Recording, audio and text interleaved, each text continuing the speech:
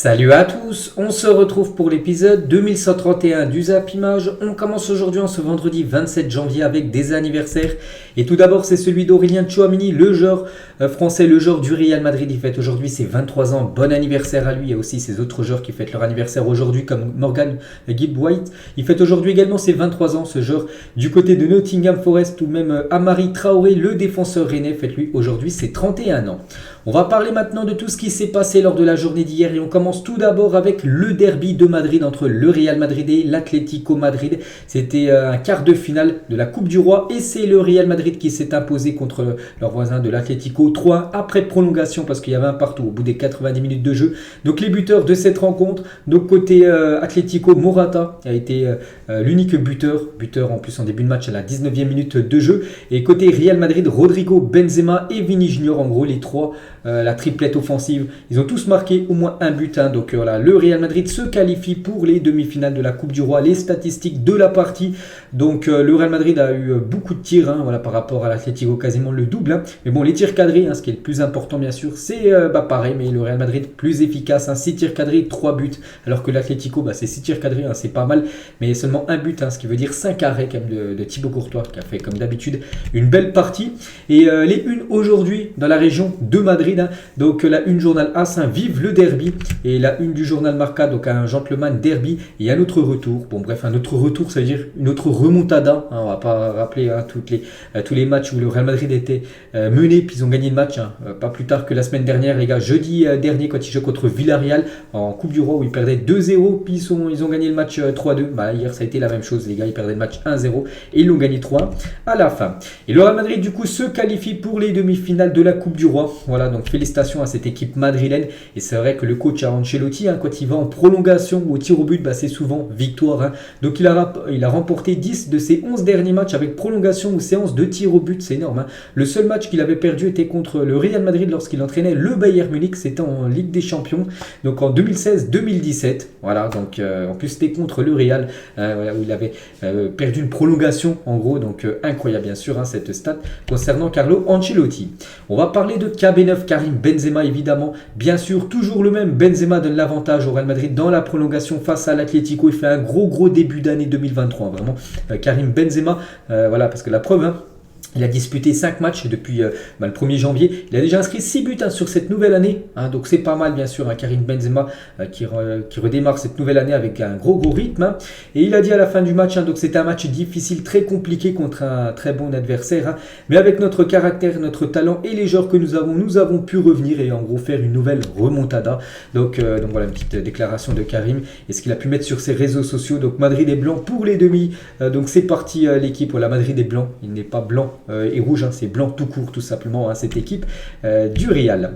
Notre buteur Vini Junior les gars, on peut voir la joie de Vini Junior en plus, magnifique but, bon c'était en fin de match, voilà, l'Atlético essayait de tout faire pour revenir et du coup contre-attaque et Vini Junior qui est parti quand même de sa moitié de terrain, donc il a couru, personne ne l'attaquait, puis il est parti marquer tranquillement, très beau but de Vini Junior, donc surtout qu'il a répondu par rapport à cet acte quand même des supporters, quelques supporters de l'Atlético, parce qu'une effigie, en gros une marionnette de Vini Junior pendue à un pont de Madrid avant le derby madrilène en Coupe du Roi. Donc regardez ce qu'on avait pu voir avant le derby, donc c'est dans Madrid, ça c'est un pont, et on peut voir une petite marionnette en gros pendue, c'est une marionnette à l'effigie de Vini Junior, parce que vous savez que les supporters de l'Atlético détestent Vini Junior, et il a très bien répondu Vini Junior bien sûr, en marquant un but en toute fin de match, et surtout en dansant, qui a dû bien mettre peut-être la rage quand même aux supporters de l'Atlético. Et par rapport à cette marionnette, donc l'Atlético Madrid a réagi à propos de la poupée pendue de Vini. Ce sont des actes répugnants et inadmissibles qui font honte à la société. La rivalité entre les deux clubs est maximale, mais le respect également. Donc voilà, bien sûr l'Atlético a dû mettre quand même un communiqué par rapport à ça. Donc eux ils n'ont rien à voir. Voilà, c'est un supporter qui a fait ça, et l'Atlético eux bien sûr a dû quand même s'excuser bien sûr par rapport à ça. On va parler de l'autre buteur, Rodrigo. C'est que Rodrigo a marqué des buts très importants. quand il est entré en cours de jeu. Et Rodrigo, hier, il est entré en jeu à la 69e minute. À la 79e minute, c'est lui qui a inscrit le but égalisateur. Sinon, on partait tout droit vers 1-0 de l'Atlético. Puis le Real Madrid éliminé. Et Rodrigo, c'est vrai que c'est un super sub, un joker de luxe. On se souvient aussi de son entrée la saison dernière, en demi-finale retour contre Manchester City, où il avait inscrit un doublé. Donc là, les gars, grâce à ce but, donc, il permet au Real Madrid d'aller en prolongation. Puis après, ça a fait 2-1, 3-1 pour le Real. Un coup dur, les gars, c'est Ferland Mendy qui sort sur blessure. Il est sorti juste avant la mi-temps. Donc il est remplacé par Ceballos et c'est Camavinga qui passe du coup arrière gauche. Camavinga qui avait joué un peu arrière gauche lors de la Coupe du Monde. On avait vu qu'il était plutôt pas mal et c'est vrai que c'est un joueur un peu couteau suisse, c'est-à-dire un joueur qui peut évoluer dans différentes positions, que ce soit milieu de terrain, que ce soit aussi défenseur gauche. Voilà, peut-être un poste où il pourrait dépanner de temps en temps. Eduardo Camavinga. Et ce qui est incroyable, c'est qu'il a fait un énorme match en milieu de terrain, ou surtout en défenseur gauche, qui n'est pas son poste de base, on va dire. Et même grâce à cette partie, les gars, c'est lui qui a été élu homme du match par rapport à sa prestation défenseur gauche, incroyable.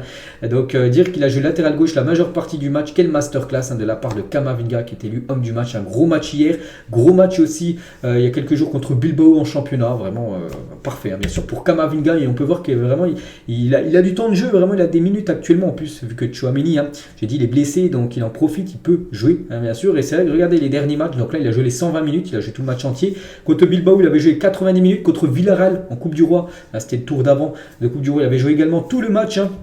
Il avait joué une mi-temps, on se souvient, contre le Barça, il était sorti à la mi-temps, mais sinon vraiment depuis cette finale Argentine-France où il avait joué 50 minutes, il a beaucoup joué du côté du Real Madrid.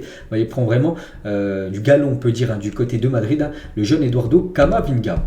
On va parler cette fois-ci côté Colchoneros, l'Atlético de Madrid cette saison, c'est pas ouf, donc 4e de Liga, éliminé de toute compétition européenne. N'oubliez pas, ils ont fini dernier de leur groupe, même pas 3e, même pas d'Europa League pour eux, ils ont fini 4e du coup.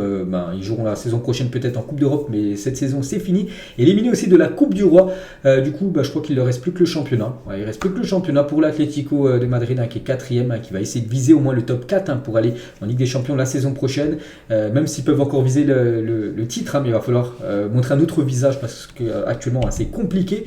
Et Diego Simeone, donc le coach de cette équipe, je ferai de mon mieux jusqu'au jour où je devrai partir, qui viendra un moment ou un autre. Nous allons voir désormais ce qui est le mieux pour nous tous. Il a dit ça en conférence de presse à la fin du match. En gros, si le président de l'Atlético lui dit que on a fait le tour avec ce coach argentin, donc il n'y aura pas de souci pour lui, quittera ce poste. N'oubliez pas, ça fait plus de 10 ans comme qu'il est entraîneur de l'Atlético Madrid et je pense que c'est un fin de cycle du côté des Colchoneros. Il faut que l'Atlético ait un autre schéma de jeu, parce que je pense que c'est un peu périmé, on va dire, ce schéma de jeu du coach Diego Simeone.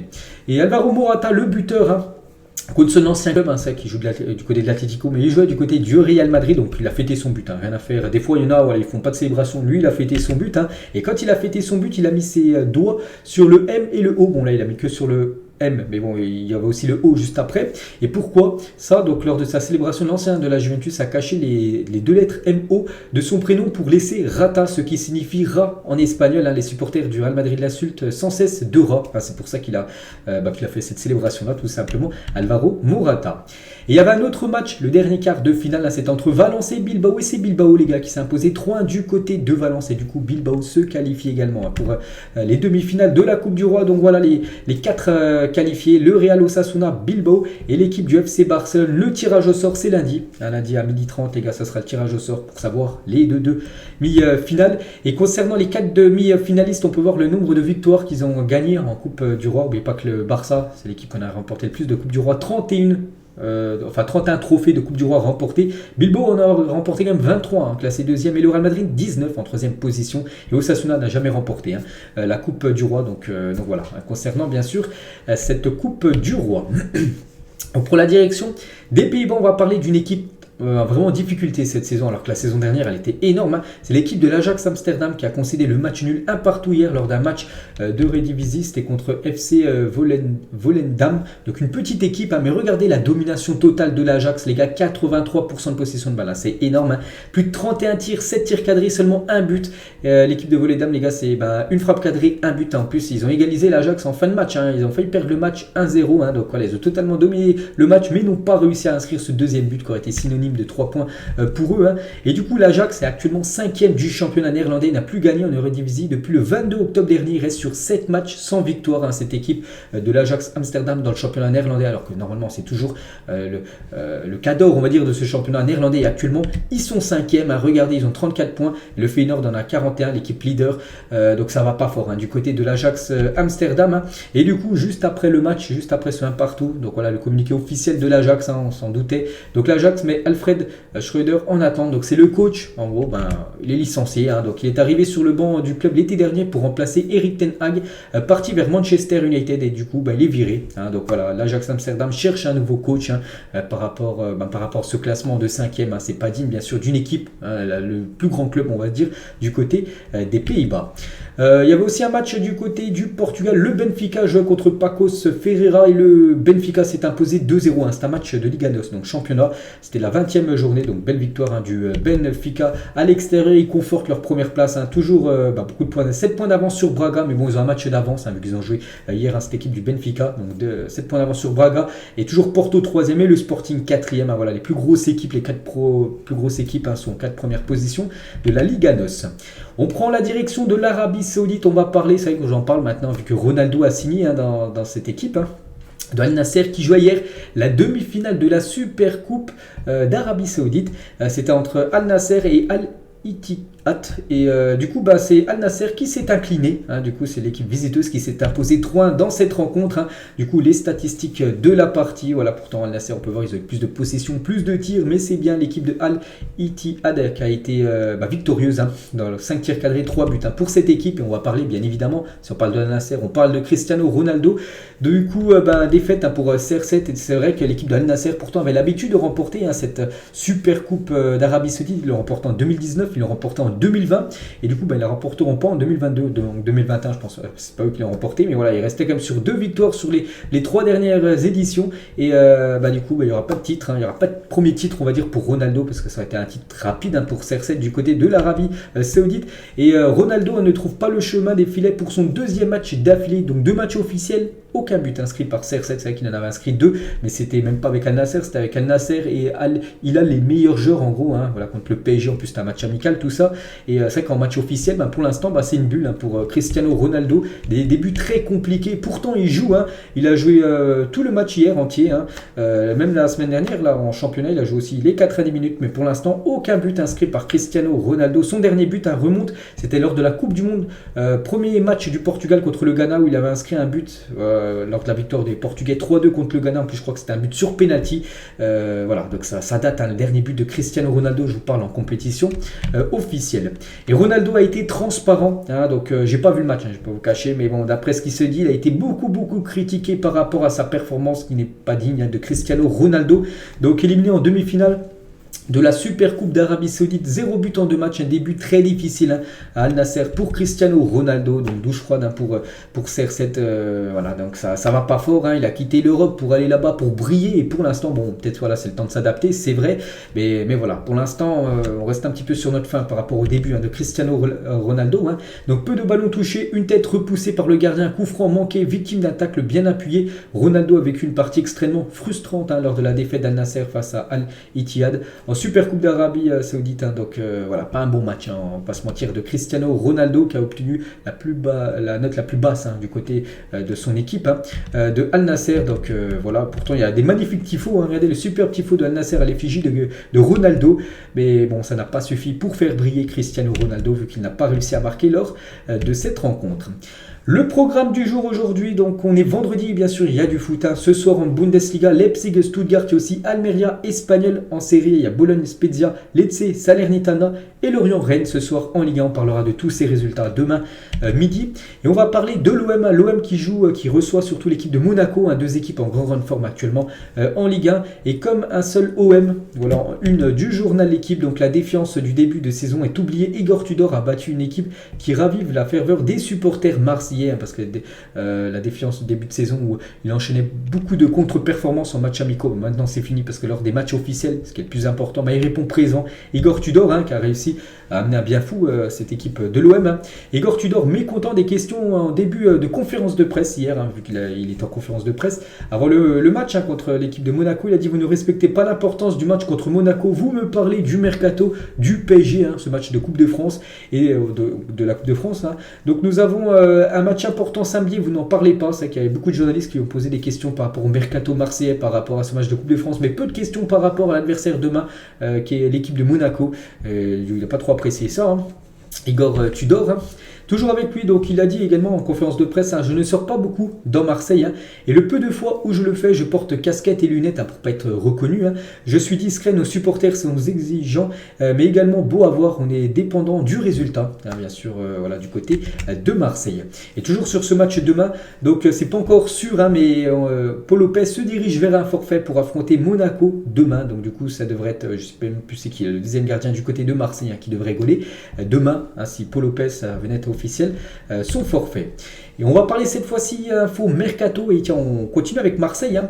Ce joueur, les gars, pourtant il avait quand même le Here We Go. Je crois que c'est la première fois que je vais voir un Here We Go de Fabrizio Romano et du coup ça va pas se faire. Hein. C'est Illich, les gars, qui devait signer. Il y avait le Here We Go de Fabrizio Romano, il devait signer du côté de Marseille et du coup très proche de rejoindre l'OM, il devrait finalement s'engager au Torino. Voilà, donc bon, c'est pas encore officiel, mais voilà, il irait plus, enfin il resterait plus en Serie A que de venir hein, du côté de la Ligue 1. Donc les deux clubs italiens finalisent le dossier concernant Illich hein, qui devrait du coup signer du côté du Torino.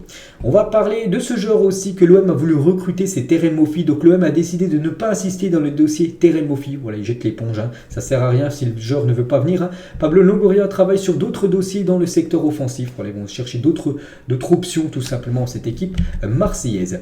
Et Jérôme Roten, par rapport à Moffi qui refuse à l'équipe de Marseille, il a dit: j'ai eu du mal à le comprendre, hein, il préfère Nice, il a ses raisons. Quand je regarde la France, la Ligue 1, il y a des clubs qui donnent envie et il faut m'expliquer pourquoi Marseille ne te fait pas rêver plus que Nice. Hein. C'est vrai que c'est plutôt surprenant.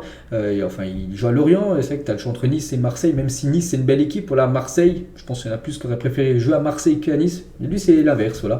Et vu que Nice n'a pas proposé assez d'argent, c'est pour ça qu'aussi ça a capoté. Donc en gros, on se dirige tout droit vers en gros, qui va rester du côté de Lorient hein, pour cette deuxième partie de saison. Et Terem Moffi, hein, donc est présent dans le groupe de Lorient hein, pour affronter Rennes ce soir. J'ai dit un match de Ligue 1, il sera bien dans le groupe lorientais ce soir. On continue avec les infos concernant le mercato et concernant Bamba Dieng. Un nouveau problème pour la visite médicale de Bamba Dieng qui rentre à Marseille. En gros, il est blessé au genou, hein, il a un problème au genou et du coup quasiment son transfert du côté de Lorient est quasiment... il a quasiment capoté aussi son transfert. Donc ça aussi, hein, ça reste à voir voilà, lors des prochains jours du mercato. N'oubliez pas que la fin du mercato, hein, c'est mardi soir à minuit. On va parler un petit peu...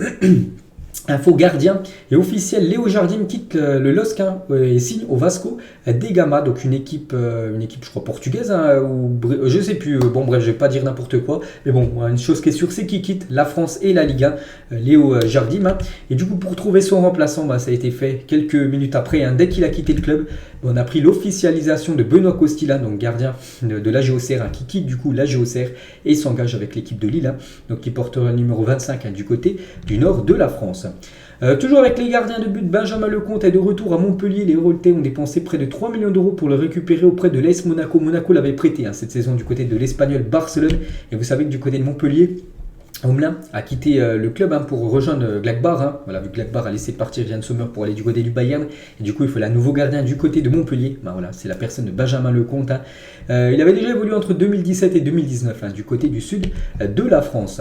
Ça aussi, c'est officiel. Donc, Karl Toko Ekambi, un joueur de Lyon de 30 ans, vient d'être prêté à Rennes jusqu'à la fin de la saison. Voilà, donc c'est un prêt payant. Hein, donc, je ne sais pas si c'est une option d'achat ou non hein, dans le prêt de Karl Toko Ekambi. Voilà, une chose qui est sûre, hein, c'est le nouveau joueur de Rennes. Donc, il va remplacer en gros Martin Terrier qui est blessé jusqu'à la fin de la saison. On va parler de Malo Gusto, c'est qu'on en parle beaucoup, on en parle tous les jours parce que voilà, on ne sait pas ce qu'il va faire. Donc lui a envie de quitter hein, l'équipe de Lyon. Après c'est Lyon hein, qui n'a pas trop envie de le lâcher. Donc Chelsea prépare une nouvelle offre hein, pour Malo Gusto. Les deux clubs sont en contact direct et les conditions personnelles sont déjà convenues hein, d'après Fabrizio Romano. Donc ça sent bon. Après il faut juste que Lyon accepte en gros de le vendre parce que Lyon aimerait le conserver au moins jusqu'à l'été prochain. Et lui aussi les gars il est pisté par l'équipe de Chelsea. Donc Onana a refusé l'approche de Chelsea qui avait entamé des discussions Recruté 36 millions d'euros cet été à Everton, l'ancien Lillois est l'une des rares satisfactions de la saison du côté d'Everton. C'est qu'Everton, en plus, je crois qu'ils sont avant-dernier du classement. Et s'ils perdent leur meilleur joueur, celui qui fait la meilleure saison, même si c'est une saison compliquée, de Konana, donc ça sent directement la Championship, deuxième division pour Everton. Et du coup, c'est pour ça qu'ils comptent le conserver, ce joueur. Mais bon, on sait que tout peut arriver, bien sûr, dans le mercato.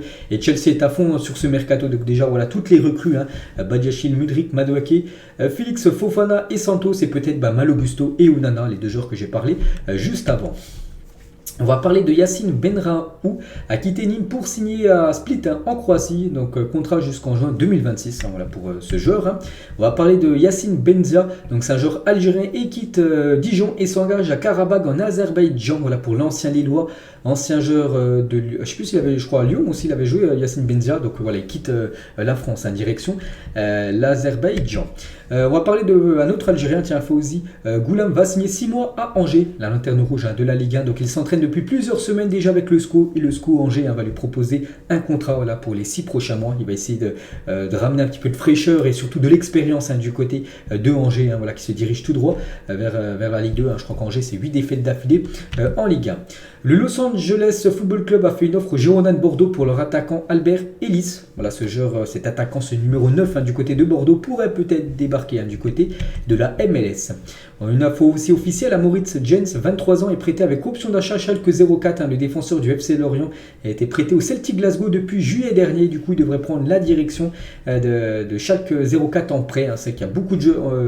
C'est vraiment ce mercato hivernal. On parle beaucoup de Lorient avec Mofi, avec Enzo Lefebvre, Ouattara qui a quitté le club. Ce joueur, également Bombadien qui pourra arriver au club. C'est qu'il y a beaucoup de mouvements du côté de Lorient. Malcolm, l'ancien joueur de Bordeaux, même de l'équipe du FC Barcelone, a été proposé au Paris Saint-Germain, par son club du Zénith Saint-Pétersbourg. Donc Malcolm est le plan B de Luis Campos en cas d'échec dans le dossier Ryan Cherki. Vous savez que le PSG cherche un remplaçant de Sarabia. Il pense à Cherki, mais bon, c'est compliqué parce que du côté de Lyon, ils ne veulent pas lâcher un Cherki. Et du coup, peut-être le plan B, ça pourrait être Malcolm, le joueur brésilien. Donc une réunion est prévue en début de soirée entre toutes les parties, pour voir si ça peut se faire ou non concernant Malcolm. Donc il y a le PSG et aussi Newcastle qui a pris des renseignements sur le joueur brésilien. On va parler de l'ailier du LOSC, Isaac Liadji, qui était écarté depuis le début de la saison, rejoint Sunderland, une équipe de 2e division anglaise, à 6 mois de la fin de son contrat. Donc voilà, direction le championnat Championship du côté de Sunderland pour le joueur Liadji, et c'est officiel.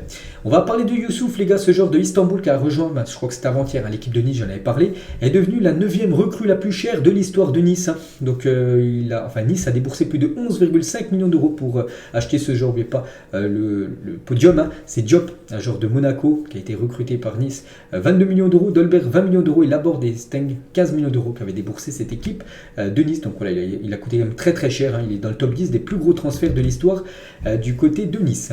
Officiel, le prometteur Serif Naga, que je connais pas, mais bon voilà, si bien sûr le PSG lui signe un contrat stagiaire, donc c'est qu'il doit avoir un sacré talent, donc voilà, nous à surveiller, donc il joue arrière gauche, et peut-être un jour on le verra avec l'équipe première. Officiel, Benoît Pedretier, le nouvel entraîneur de Nancy, une équipe de National 1. Nancy, les gars, est actuellement dans la zone rouge de National 1, donc il pourrait peut-être même descendre en National 2. J'avais parlé, je crois que c'était hier, que le coach avait été licencié, et du coup il faut trouver un nouveau coach, et du coup c'est Benoît Pedretier, je crois qu'il avait déjà coaché cette équipe de Nancy à l'époque, donc il revient sur le banc de cette équipe.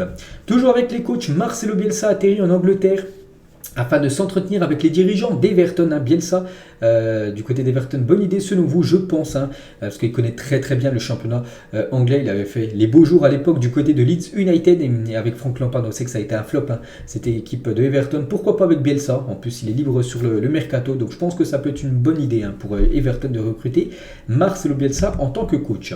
Toujours avec les coachs, donc les 3 favoris pour devenir sélectionneur de la Belgique. C'est que pour l'instant, c'est toujours pas qui sera nouveau sélectionneur belge. On a appris le sélectionneur de la Pologne, qui est Santos, le sélectionneur portugais, qui est Roberto Martinez, ou même celui de l'Espagne, qui est Luis de la Fuente, mais du côté par exemple du Brésil, qu'on sait toujours pas, ou du côté de la Belgique, gros point d'interrogation. Et du côté de la Belgique, 3 noms sortent, Joachim Low, Pochettino et André Villas-Boas. C'est les 3 favoris. Pourtant, on pense aussi peut-être à Thierry Henry, qui pourrait être une option. Donc voilà, c'est que ces 3-là sont actuellement libres sur le mercato des entraîneurs. Sabri Lamouchi, toujours avec les coachs, va s'engager dans les heures à venir avec le club gallois de Cardiff, qui évolue en Championship, donc deuxième division anglaise. Il a été pressenti pour devenir le coach de Strasbourg. Du coup, Strasbourg a confirmé le coach par intérimaire. Et du coup, Sabri Lamouchi devrait prendre la direction de l'Angleterre pour poursuivre sa carrière d'entraîneur. Toujours avec les entraîneurs, donc après 9 matchs sur la moindre victoire, Kolo Touré est limogé de son poste d'entraîneur de Wigan, donc une équipe aussi de division inférieure du côté de l'Angleterre. Donc voilà, Wigan cherche maintenant un nouveau coach. On va parler de Christopher Nkunku. Vous savez qu'il est blessé, il s'était blessé avant la Coupe du Monde et devrait être de retour fin février. Encore un mois d'indisponibilité pour Christopher Nkunku. Donc l'attaquant de Leipzig touche un genou lors de la préparation de la Coupe du Monde le 15 novembre dernier. Donc devrait reprendre les séances collectives d'ici 10 jours et la compétition fin février. Donc voilà les nouvelles de Christopher Nkunku qui revient très très vite parce que déjà Leipzig a besoin de lui et aussi l'équipe de France le veut pour le mois de mars. Bien sûr, ce sera le premier match de l'équipe de France. Et Kanté aussi espère retrouver les terrains avec Chelsea fin février également, comme Christopher Nkunku. Donc opéré des ischio-jambiers mi-octobre, le milieu de Chelsea apparu à 2 reprises cette saison, ambitionne de reprendre la compétition fin février également. Donc voilà, 2 joueurs quand même importants qui ont loupé la Coupe du Monde avec l'équipe de France et devraient être de retour là dans un mois. On va parler aussi de ce joueur qui a loupé également la Coupe du Monde, c'est Sadio Mané qui a repris l'entraînement avec le Bayern et maintenant dans une course contre la montre pour être de retour pour le match contre le PSG le 14 février prochain. Voilà quelques photos de Sadio Mané à l'entraînement. Donc après, est-ce qu'il sera apte ou non à jouer, je ne sais pas parce que c'est dans quasiment une vingtaine de jours ce match contre le PSG. Il ne faut pas prendre de risques, il ne faut pas le pousser pour qu'il revienne et du coup que sa blessure s'aggrave. Donc voilà, il n'y a aucun risque qui sera pris bien sûr. S'il n'est pas prêt à 100%, s'il est prêt à 99%, il ne jouera pas contre le Paris Saint-Germain, Sadio Mané. On va parler du PSG et les joueurs du PSG étaient aujourd'hui en visite au nouveau centre d'entraînement à Poissy. Vous savez qu'il y aura un nouveau centre, ils ne vont plus s'entraîner au camp des loges, l'équipe parisienne va s'entraîner dans un entraînement à Poissy. Et il est bientôt fini ce centre d'entraînement. Les joueurs du PSG sont partis regarder à l'avancée des travaux. On peut voir Kylian Mbappé, Neymar ou bien sûr Léo Messi. Bon, je ne sais pas si Messi a été un petit peu heureux de voir tout ça. Mais bref, à l'époque, regardez une photo qu'on a pu voir sur les réseaux sociaux. À l'époque déjà avec le casque de travailleur. Et là, la même chose bien sûr pour Léo Messi ou même Neymar. Donc voilà, quelques photos bien sûr des Parisiens du côté du nouveau centre à Poissy. Et Anne Hidalgo, les gars, la maire de Paris par rapport au Parc des Princes. Je comprends évidemment l'économie d'un club à ce niveau-là. J'entends, je l'entends, mais le Parc des Princes n'est pas à vendre, bien sûr qu'avec mon club, puisque c'est mon club, elle dit que c'est son club à elle. Le PSG, son président, nous avons à nous parler. Voilà ce qu'elle peut dire. Bon après, c'est vrai qu'elle est maire de Paris, mais elle n'a rien à voir, je pense, avec le PSG. Elle n'a rien apporté à cette équipe du PSG depuis beaucoup d'années. Anne Hidalgo, voilà, quand elle dit mon club, c'est un petit peu fort quand même de sa part. Toujours avec le PSG, on revient sur Léo Messi qui était hier, en train de visiter ce centre à Poissy. Et hier soir, il était de sortie. Léo Messi il est parti dîner, puis du coup il y a beaucoup de monde qui les ont vus, qui l'ont vu, lui et sa famille dans les rues de Paris. Bien sûr, il avait beaucoup de gardes du corps autour, parce que ça a été l'émeute dès qu'ils ont vu que c'était Léo Messi à côté d'eux. Toujours avec lui, donc 49 est le joueur avec le plus de dribbles réussis des 5 grands championnats européens cette saison devant Azdin Ounahi 39 et Ludovic Blas 37. C'est incroyable les gars, c'est quand même 3 joueurs, parce que là je vois 5 championnats européens, donc c'est pas seulement en Ligue 1, on peut voir quand même 3 joueurs de Ligue 1 parmi les meilleurs dribbleurs de tous les des 5 gros championnats. Donc Messi, Ounahi et Ludovic Blas, c'est très très fort niveau dribble réussi. Les meilleurs buteurs de la Ligue 1 en activité, donc c'est Mbappé les gars qui a 148 buts inscrits dans le championnat, Ben Yedder 137 ou même Lacazette 111, donc voilà les 5 meilleurs buteurs en activité du côté de notre Ligue 1. Jota Jordi, donc c'est quelqu'un qui travaille sur l'émission El Chiringuito TV, il a dit le Dembélé d'hier, donc avant-hier, est meilleur que Mbappé. Mbappé n'a jamais sorti un match comme ça de sa vie, donc voilà ce qu'a pu dire cette personne qui travaille en tant que consultant du côté de cette émission espagnole. Mais bon, voilà, il dit ça que Mbappé n'a jamais sorti un match comme ça de sa vie. Si on se rappelle les gars, en Ligue des Champions il y a quelques temps, où le PSG avait battu le Barça 4-1 et Mbappé avait inscrit un triplé. Donc voilà, c'est bon. Dembélé a marqué un but, il a fait un gros match, mais bon, Mbappé avait mis 3 buts contre le FC Barcelone. Souvenez-vous, c'était en 8e de finale aller de Ligue des Champions, donc je ne pense pas qu'il se souvient de ce match, ce Jota Jordi. Kun Agüero, les gars, répond à Zlatan Ibrahimovic. Vous savez que Zlatan, j'avais partagé avant-hier des déclarations de sa part par rapport aux Argentins, que tout le monde allait les oublier à part Messi. Donc Kun Agüero a réagi à ça. Je pense qu'avant de s'inquiéter pour l'Argentine, il faudrait s'inquiéter pour son pays, pour ces joueurs qui n'ont même pas participé aux dernières Coupes du Monde. Donc voilà la réponse de Kun Agüero par rapport à ce qu'il avait, par rapport la déclaration de Zlatan là, que je vous ai retrouvé. Je suis inquiet pour les autres en Argentine parce qu'on se souviendra de Messi, mais les autres qui se sont mal comportés ne peuvent pas respecter ça. Et voilà la réponse en gros de Kun Agüero. On va parler de Dani Alves. Vous savez que Dani Alves est actuellement en prison du côté de Barcelone et on en sait un petit peu plus sur ce qui s'est passé lors de ce 30 décembre dernier dans une discothèque à Barcelone. Donc la victime présumée de Dani Alves a indiqué aux policiers que le joueur l'a forcé à poser sa main sur ses parties génitales avant de l'emmener aux toilettes où un rapport sexuel forcé a eu lieu dans les toilettes de cette discothèque. Elle a refusé toute compensation financière et désire que justice soit faite. Elle ne veut pas d'argent, elle veut juste que justice soit faite, en gros que Dani Alves prenne de la prison ferme. Donc alors qu'il disait initialement ne pas connaître la plaignante, le joueur a été confronté à des images de vidéosurveillance où on les voit ensemble. Et il a ensuite avoué avoir eu des relations sexuelles consenties dans les toilettes avec elle. Donc il a été placé en détention provisoire. Donc il ment en plus, on peut voir. Il disait déjà qu'il ne la connaissait pas. Puis il y a eu des vidéos dans la boîte de nuit, ils ont vu ensemble et voilà, donc ça sent pas bon quand même pour Dani Alves, donc voilà, ça va encore avancer l'enquête et il pourrait prendre pas mal d'années ferme les gars, donc s'il était coupable, donc voilà actuellement la situation de l'ex-défenseur du Paris Saint-Germain par exemple.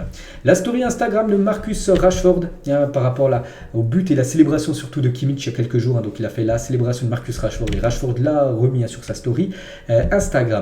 Le Barça inaugurera ce samedi son nouveau maillot, son nouveau 4e maillot aux couleurs de la Catalogne. Voilà, ce maillot les gars sera le maillot porté par le FC Barcelone demain lors du match de Liga 16h15. Il joue demain le FC Barcelone. Et toujours avec le Barça, Pep Guardiola il a dit si le Barça m'appelle, j'irai à Barcelone, c'est comme ça, c'est mon club. C'est avec légende en tant que joueur mais surtout en tant qu'entraîneur du côté du FC Barcelone, Pep Guardiola, et s'il doit revenir, il y retournera bien sûr du côté du club. Et toujours avec Pep Guardiola sur Arteta, donc son adjoint du côté de Manchester City, maintenant coach de Arsenal. Il a dit lorsqu'il était mon adjoint, nous avons marqué beaucoup de buts et il a toujours sauté et célébré les buts inscrits par Manchester City, sauf contre une seule équipe. Je sautais, je célébrais, lorsque je me retournais, il était assis, c'était Arsenal. Ce garçon aime Arsenal, c'est que City avant faisait beaucoup de mal à l'équipe de Arsenal, il leur infligeait beaucoup de buts. Et à chaque fois, Guardiola se retournait, il voyait Arteta assis contre les buts marqués contre Arsenal, parce qu'en gros, il a toujours aimé Arsenal, Mikel Arteta, c'est pour ça maintenant c'est le coach de cette équipe et fait de l'énorme boulot du côté des Gunners, Mikel Arteta. Et on finit les gars cet épisode aujourd'hui et classer ces 4 attaquants au moment de leur prime, donc ils sont tous au meilleur niveau de leur carrière et il faut sortir le meilleur jusqu'au plus mauvais, enfin il n'y a pas de plus mauvais mais voilà, le plus performant jusqu'au moins performant. Bref, donc moi c'est mon point de vue les gars, je pars, je vous dis ce que je ressens, je partirai prime de tous par Luis Suarez en première position, deuxième Benzema, troisième je mettrai Ibrahimovic et quatrième Lewandowski. C'est mon point de vue, peut-être vous avez un point de vue totalement différent, n'hésitez pas à le mettre en commentaire. C'est compliqué les gars de sortir face au classement par rapport à ces 4 immenses buteurs. Donc voilà les gars, la fin de cet épisode, j'espère que ça vous a plu. On se retrouve ce soir 21h pour le prochain numéro. Bonne journée à vous et à ce soir.